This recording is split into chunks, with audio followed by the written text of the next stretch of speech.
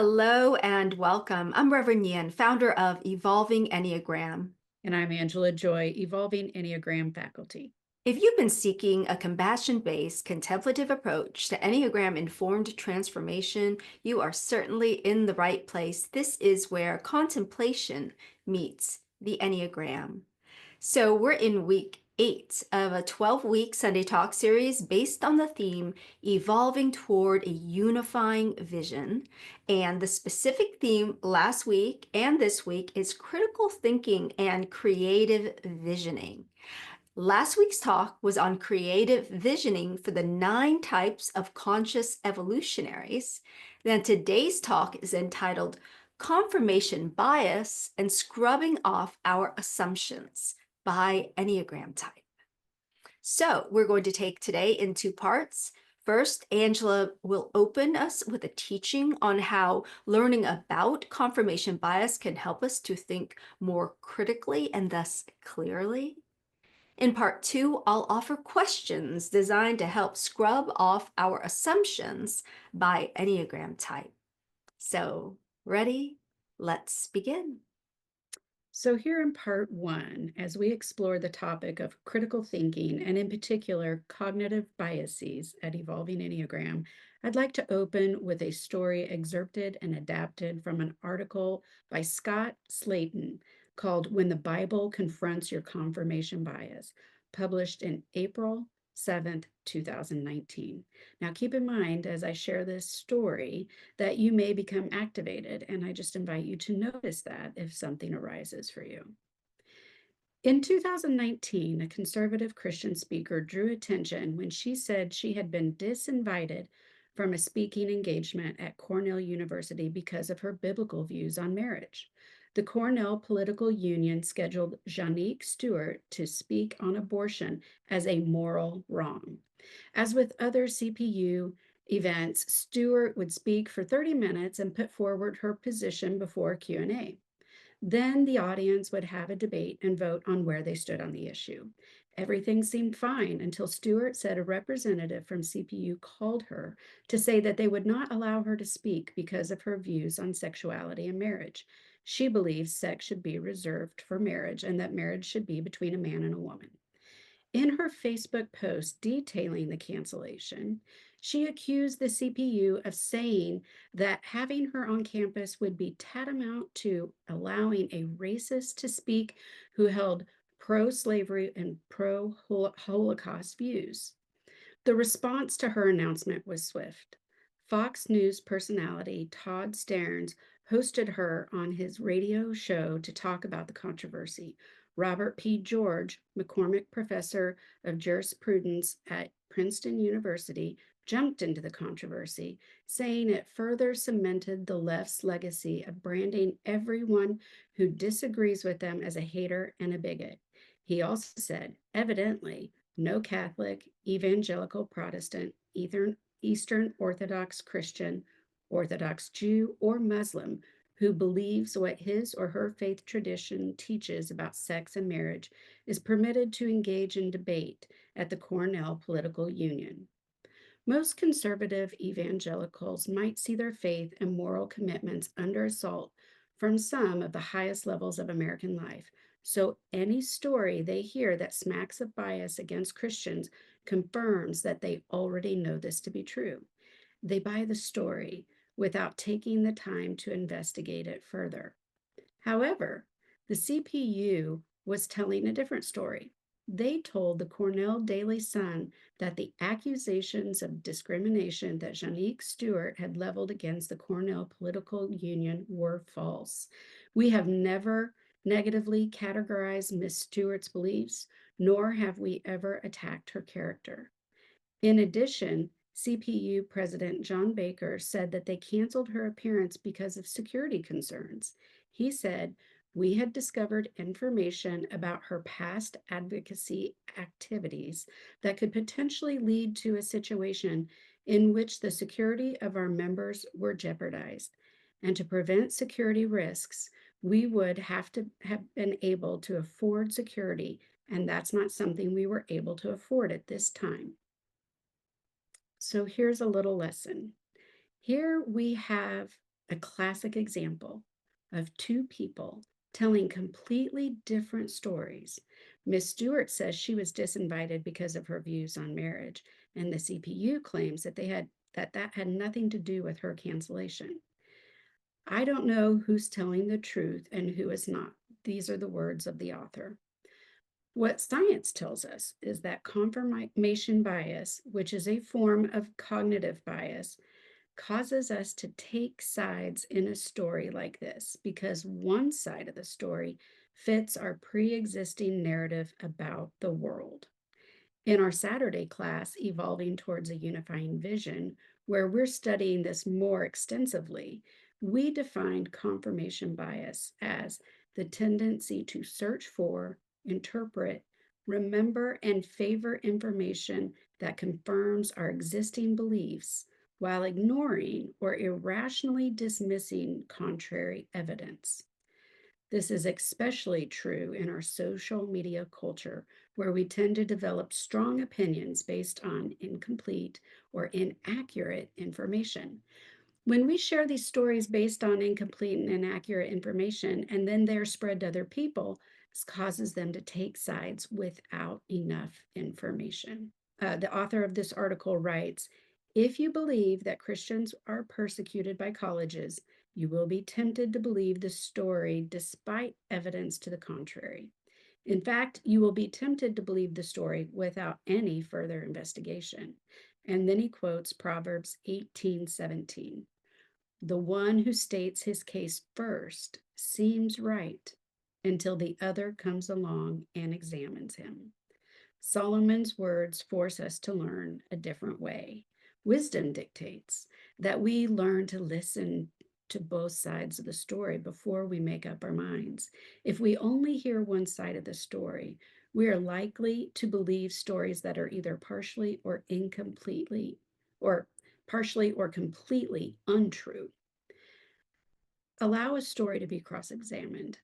Being open to another way of seeing, to seeing the fullness of the truth, is what this segment on critical thinking is all about. We all have built-in biases based on culture, upbringing, and more. Today's focus on our mental and cognitive bias is that the basis of our Enneagram type, also known as our type's fixation, can fuel this bias. And with that, I'll turn it over to Nhien. Wow, thanks, Angela. It's such a powerful story, even though I've now like heard it a few times.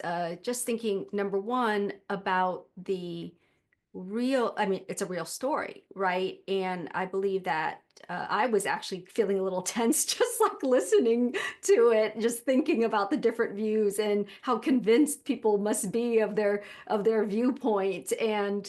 And yeah, and I think so it is very timely to be talking about this right now, which is why we're doing it. And so as we move into part two now, I really want to focus on one line of the story that you just shared. Allow a story to be cross-examined. You know, that's so powerful. And that is what actually we're doing in part two, where our default Enneagram based stories can be kind of brought up for some self-examination, actually. And so, as a reminder and also for those who are newer to the Enneagram, an Enneagram personality type fixation is core to defining our type, right? There are two things, the emotional habit or the passion of the type, and then there's the mental habit or the fixation of the type. And those two together historically are what actually defines which Enneagram type we are. So this is a significant and core part, really integral to each of our type structure. And I also want to say that Oscar Ichazo is the one who first like developed or discerned these fixations. So what the fixations tell us is that on an everyday basis, at least I Presumably most of us think we're free, that we operate based on free will, that we're free thinkers. We wake up this morning, feeling like we can think what we want. And the Enneagram says, actually, we think in a certain loop. We tend to think in a certain way where our fixation of type is this mental pattern. And then what we do is rather than, so before we learn the Enneagram, we're like, oh yeah, the world is like this. And then we learn the Enneagram, and we're like, oh, we see the world as we are, right, through our lens. And in fact, we're handpicking the data, confirmation bias, that supports what we already believe. And so with this, I want to go into like what each type's fixation is, and then a self examination question that might, I'll take a step back and say, Alan Alda said, your assumptions are your windows on the world. Scrub them off every once in a while, or the light won't come in. And so, what we like to do with this cross examination or the self examination is, in a way, that this is a way of wiping those windows. And the reason I love this beautiful sort of um, analogy or metaphor for what we're doing is that from this perspective, we're not saying, okay, you guys, there's another thing wrong about you. You got to fix this. And from that model, instead, it's more of like, whoa, actually, there's more light in the world than we see. There's more light in ourselves than we see. And so by doing this, by asking these questions, we're cleaning off or offsetting this bias that colors or darkens our view of totality and of reality. So with that, let me launch in, starting with the body types, starting with type 8. So the mental fixation of the 8, which is vengeance, results in looking for evidence someone is to blame. So the question to scrub your assumption, what if no one is to blame? For the 9, the mental fixation of the 9, which is laziness, results in looking for evidence. I don't matter. The question to scrub your assumptions is, what if the real reason I am overlooked is that I'm hiding, even from myself? Type 1, the mental fixation of the 1, which is resentment, results in looking for evidence. Something is always wrong and I have to fix it. The question to scrub your assumptions is, what if flaws are an integral part of what makes each person and thing sacred and beautiful? And my true work is to accept, not to fix it. Type 2, the mental fixation of the 2, which is flattery, results in looking for evidence. My special somebodies depend on my kindness and generosity. The question to scrub your assumptions, what if I'm loved and wanted, even when I'm not kind or helpful? Type 3, the mental fixation of the 3, which is deceit, results in looking for evidence. I have to keep excelling and playing a role to earn my worth. The question to scrub your assumptions. What if you are worthy just as you are right now? I'll breathe that one in. Type 4, the mental fixation of the 4, which is melancholy, results in looking for evidence.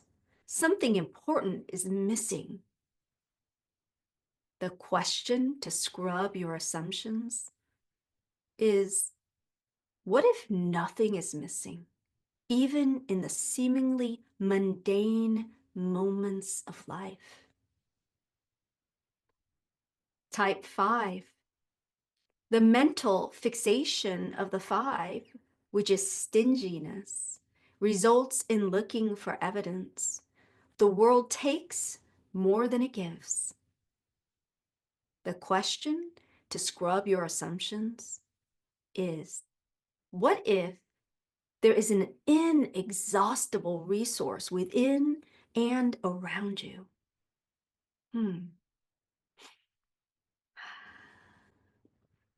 Type 6.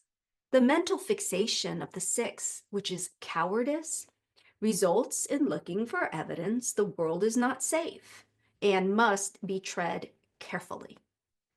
The question to scrub your assumptions: what if you and your loved ones could survive and even thrive living much more carefree?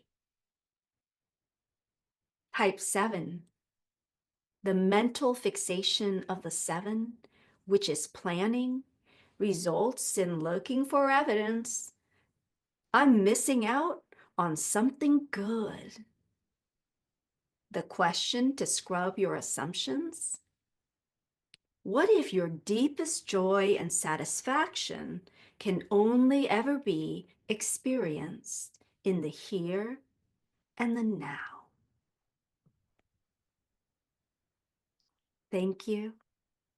Namaste. Namaste.